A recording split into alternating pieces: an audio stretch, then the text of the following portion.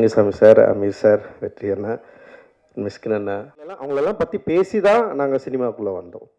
நான், தினகர், ஜெய் இருக்கான். 3 பேருமே காலேஜில் படிக்கிறப்பவே வந்து எங்களுக்குள்ளே வந்து இதை பற்றின நிறைய டிஸ்கஷன் இருக்கும். பருத்தி வீரனாக இருக்கட்டும், லைக் வந்து ரன்னாக இருக்கட்டும், அண்ட் வந்து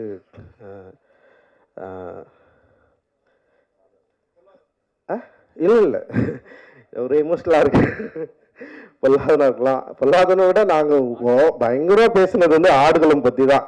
ஆடுகளம்ல இருக்கிற அந்த கேரக்டர் கிளைமேக்ஸு, அவன் ஏன் வந்து கத்தி அவன் குட்டான், அவன் சருணானா இல்லையா, இல்லை வந்து அவன் ஏன் செத்தான் அப்படின்றதுக்கு நான் ஒரு கிளைமேக்ஸ் சொன்னேன். நான் அந்த பேட்டைக்காரன் ஏன் வந்து செத்து போயிடுறான் அப்படின்னா, நான் என்ன சொன்னேன்னா, பேட்டைக்காரன் சாவலைன்னா உயிரோட தான் அவன் கொண்டு வாண்டா அவனை அப்படின்னு நான் சொன்னேன்.